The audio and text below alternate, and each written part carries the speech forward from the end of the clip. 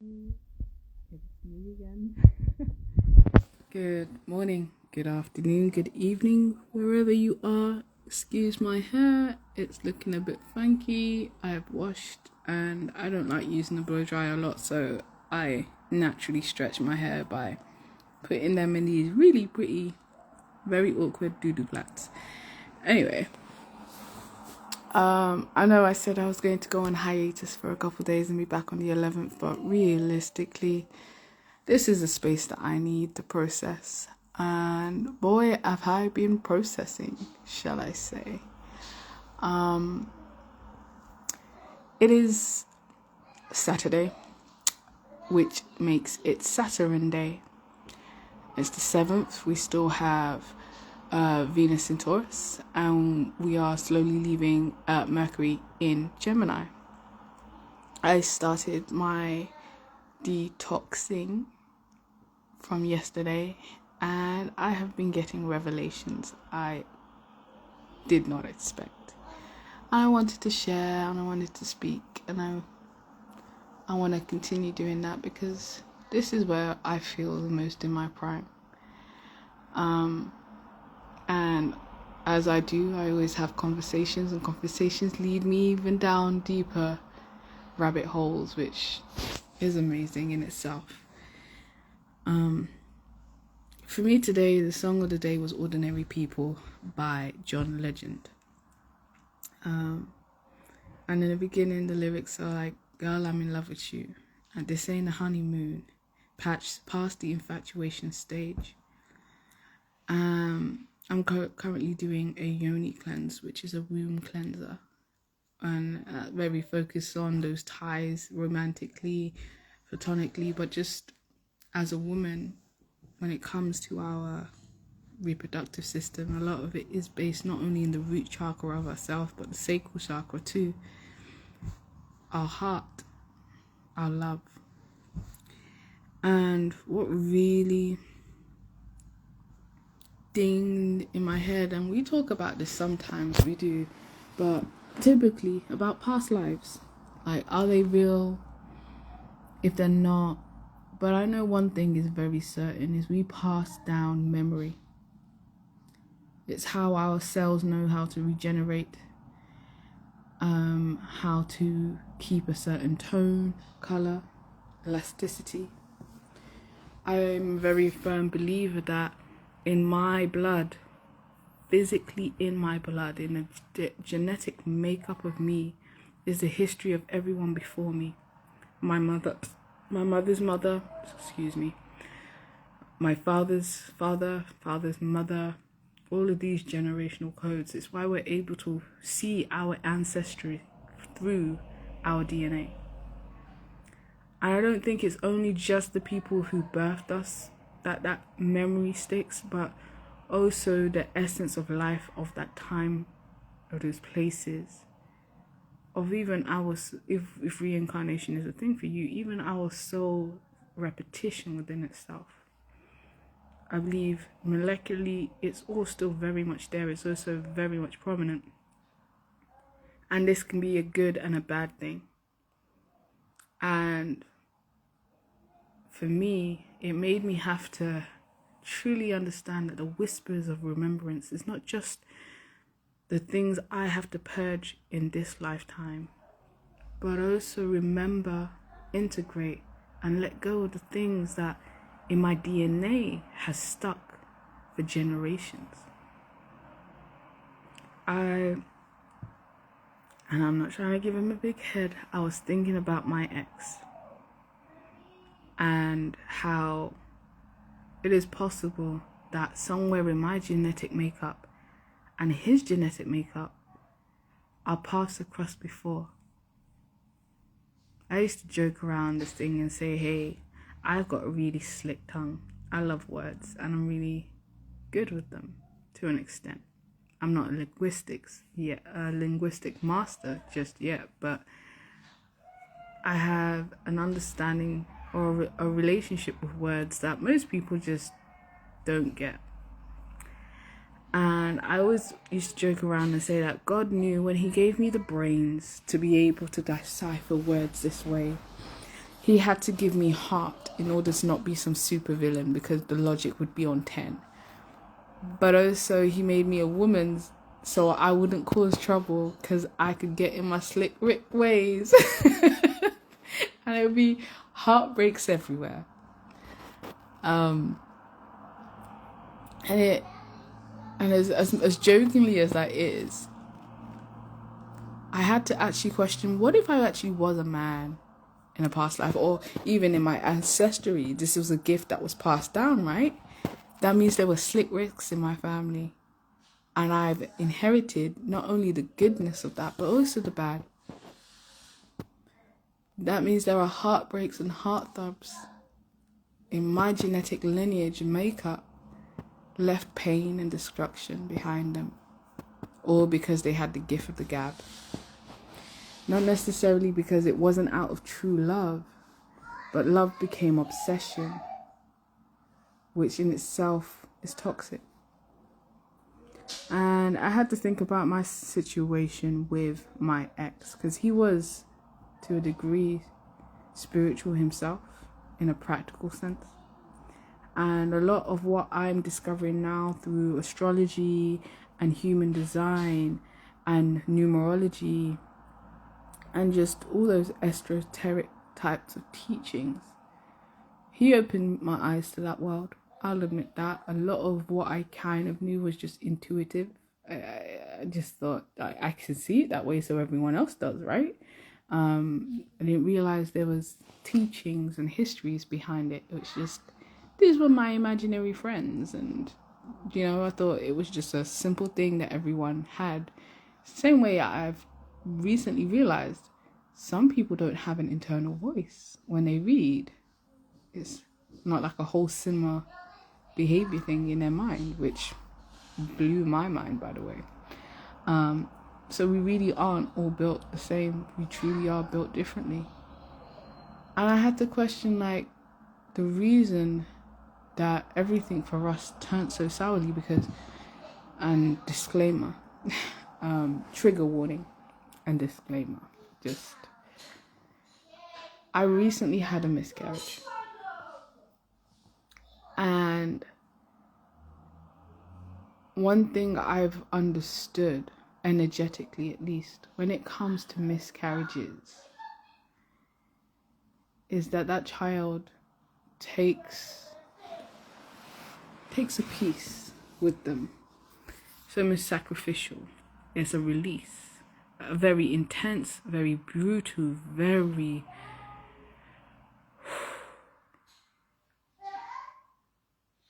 hard release. But and it's the same I've heard for pets as well. That some pets sacrifice themselves to take over and close out a karmic contract for you, rather than you dying, they die in your stead, right? And I may be using it as a way to process grief, because some people do, and that's okay. But one thing I do understand, and I truly believe, is that pregnancy between us two was absorbing, transmuting, and releasing some heavy past DNA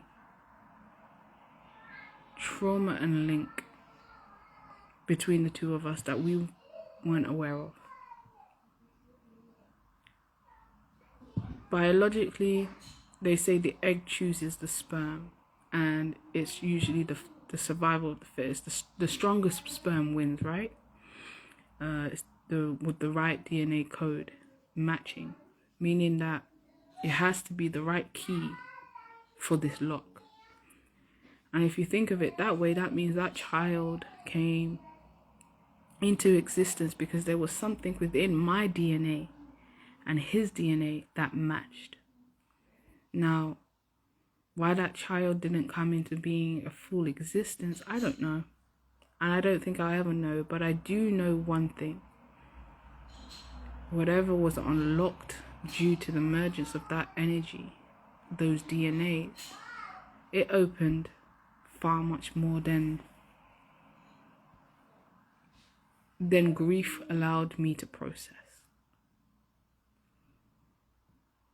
And I do feel like there is something within past life memories, generational coding, that needed to be addressed, transmuted and released. And I can honestly say now I understand that a little bit better, and it comforts me to know that everything, it allows me to sit deeper in the notion, in the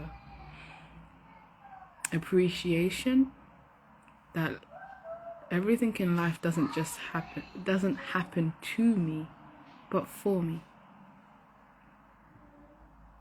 How is that different? I'm not the victim. I'm a main character and side character. I'm a part of the story. I'm not the whole story. And that allowed me to find gratitude even in that misfortune, because it means there's something, and I can't put a exact word on it, but something was released, something was let go. And in those tears and in that pain, not only just for me, because I'm a strong believer that while a woman's body is the one that's physically changing, energetically, that man's changing too. He is. There's a literal physical part of him growing inside you. There is no way he's not linked. It is not one-sided. Now, do I think it sucks that we have to carry the physical brunt of it? Yeah. And I'm just saying that biasly as a woman myself. But I do also believe that that is where his energetic charge comes into play. What we do for a split moment is we switch roles. And now he has to energetically, spiritually nurture you in ways that you would atypically be the one that's holding the nucleus of the family. He has to be the nurturer for those 9 months. He has to incubate you, your spirit, because you're physically carrying this load to bring it to life. And when either one of those sides fail to do their part, things go wrong.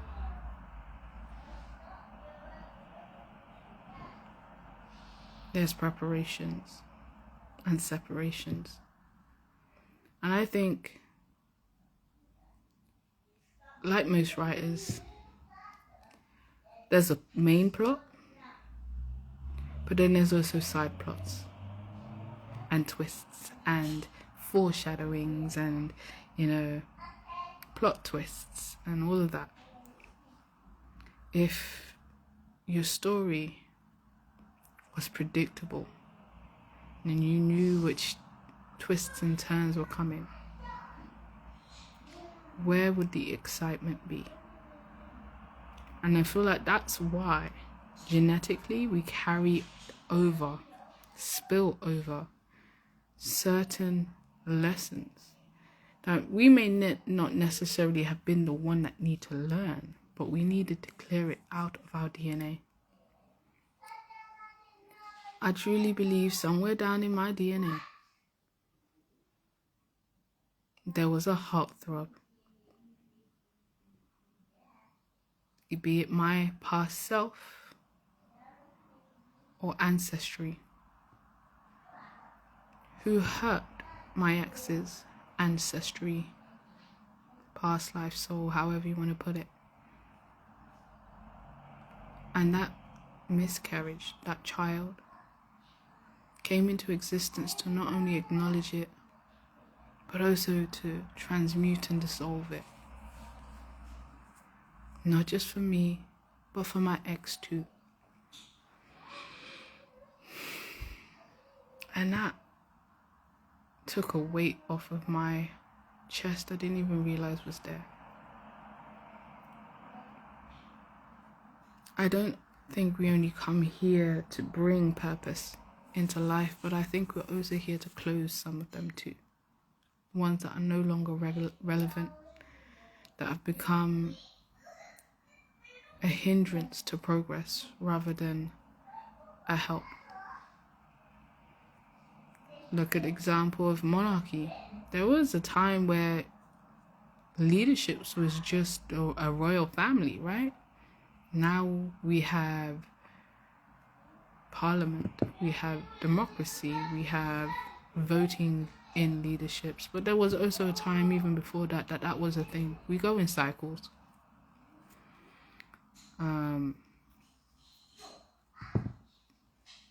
There was a time where there wasn't no leaders at all. Everyone was self-governing. And I think history, especially with this new age, is requiring us to look at the root of where the tree came from as well as the tree itself. Because while the branches all the way at the top may not have anything to do with the roots, it's still its foundation. The branches wouldn't be there, those leaves wouldn't be there without that root. And I think we've reached an era, we've reached a time period, both energetically and physically, where everyone's like, you know what? We've been snipping and trimming at the branches for so long, but it's time to go back to the root of it all. It's time to fix and engineer, purge, rewire from the root, from what we understand tradition to be, the systems and beliefs, and everything that gets passed down, has been passed down, is asking for us to review it. And I think, at least with this detox, with these reflections, I'm hoping people can take that second, that minute, it's 5 seconds or 10 minutes to sit with themselves and ask,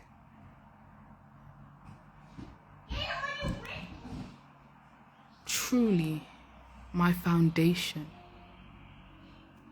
the roots. I'm not talking about the floor of the house. I'm talking quite literally the dirt underneath it. What is there that is stuck and needs releasing? And what is there that needs repairing and rewiring? How do I take that little step in life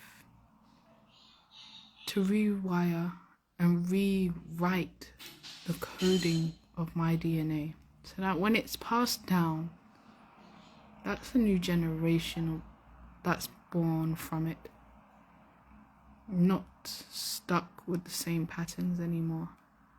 Let's clear and release.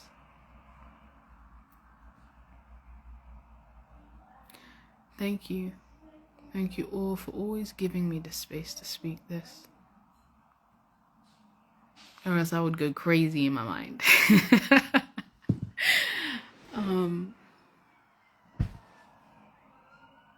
But while we may be ordinary people, I don't think this is an ordinary rodeo. And you guys are supernaturally amazing in ways that has been passed down for generations. And it's time to not only remember them, but refine them. And I know you guys are more than capable, and you gotta remember, this sounds grandiose, it really does. But it's something as minor as like I did yesterday, where I literally acknowledged and I cried. I cried with the understanding of a woman abused, used, obsessed with a man that was not within her reach, wasn't within her grasp of having. And I also wept as the man who honestly, innocently was just being himself. Not realizing, or shall I say, I held myself with the accountability of the man who was authentically being himself, but created or wasn't disciplined enough with the boundaries of not creating false hope. Both sides equally as true and equally needing to be seen, understood, shown compassion, and retrained.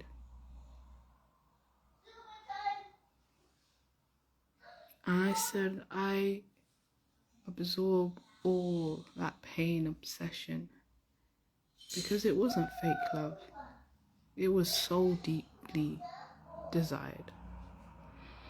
I take it, I transmute it, and I release it back into abundance and serenity and peace. Because I am a generator, I am a transmuter. I feel it all, I acknowledge it all, and I let it go. I cleanse that energy back into the world because we don't need it anymore. We don't need all that pain anymore. I'd rather speak of elevation, and that's where I take that accountability within my soul, that I won't create any more pain. And I pray over my ex that the releasing of that does truly allow for his DNA, his bloodline, to truly let go and elevate so that more happiness can come in. Now, how that shows up for him, I don't know. And honestly, with all of, if I really get into the details of it, people would think I'm bloody delulu forever wishing well for him. But I am tired of the pain. I'm tired of those struggle cycles. I'd rather speak elevation and happiness into not only my life, but the life of even my enemies. Because guess what? Those enemies only became that way due to the same pain.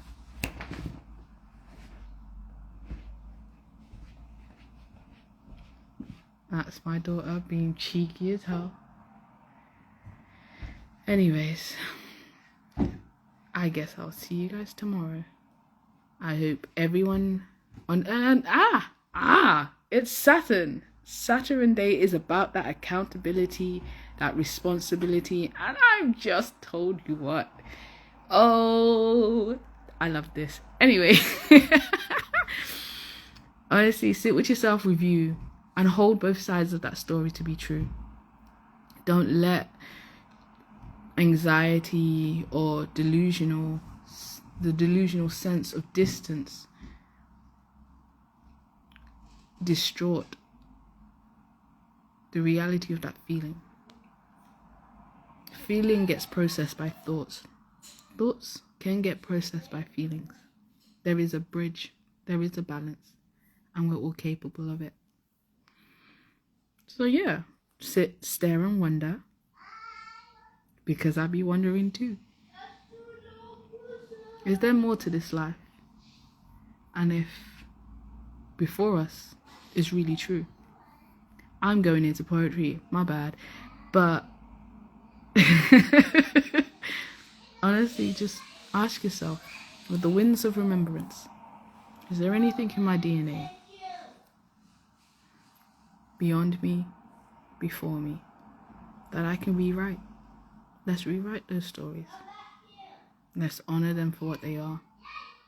Because even a woman with 5'11" baby daddies, all those men are men that require her to hold and release the karmic contracts within their DNA tie. So they can too. Because one thing I like to say about women is that we're inside the club. We God's favorite. Intuition on 10. And men, they be outside the club. Your membership was revoked. But that's the point. Those inside can help those outside. And those outside can help those in. Because someone has to stand as a bodyguard. When you go to a club, a bodyguard is always on the outside, right? It's not necessarily in there having fun with the rest of us. That's because his job is different. And that's okay. But guess what? That whole vibe, he's a part of it. And it's our job inside that we're having fun safely so that his job as security is easy. So us who have been given membership on the inside of the club, being able to talk to God directly, you know, spirit, universe, consciousness, or just having bloody matured sense, because what, girls mature faster than boys, right? However, whatever plane you want to put it on, we were given that grace, that gift of being just a little ahead in that sense, mentally, emotionally. And that comes with an accountability and responsibility, because just like our said male counterparts, they've been given their own advantage and they have an accountability and responsibility in that. And I think it's time for us to truly question and review what that means. Anyways, I'm going off to go do some more deep diving and hopefully not look so messy. But again, have a blessed Saturn day. And I'm gonna see you tomorrow. Oh, I'm also posting up all of these onto YouTube now, so these lives will happen on here, but they will be posted on YouTube, and the reflection reels will still continue to be on Instagram. That's what I've decided. Bear with me, I'm figuring this out just as you guys are, and I'm rambling now. But anyways, I love ya. See ya. Bye.